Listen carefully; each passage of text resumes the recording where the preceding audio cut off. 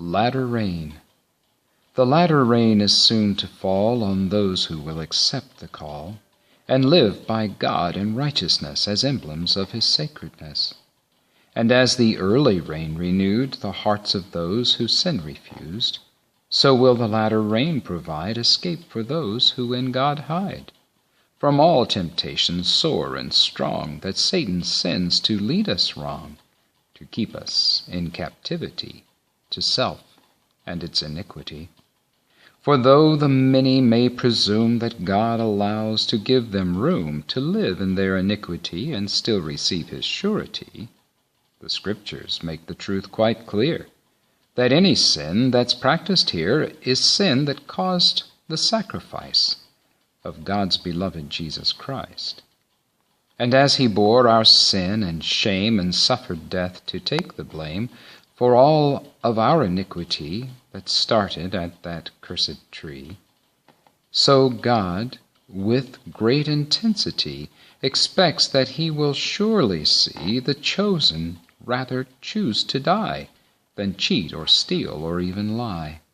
by claiming to be his alone, while doing that they have known destroyed the perfect harmony and caused his death on Calvary.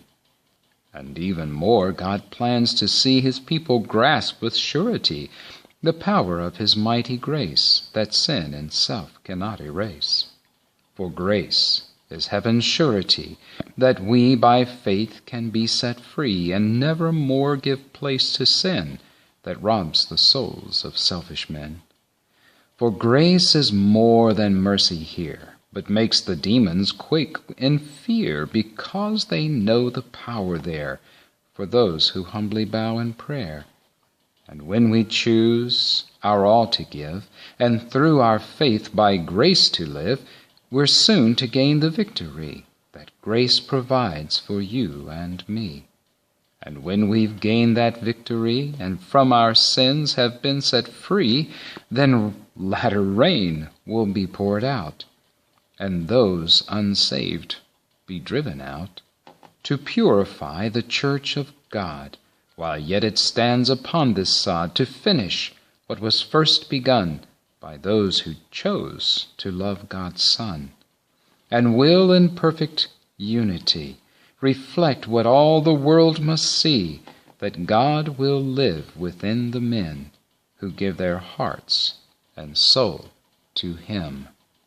For reference, 1 Peter 4, 1 through 10, and Hosea 6, verse 3.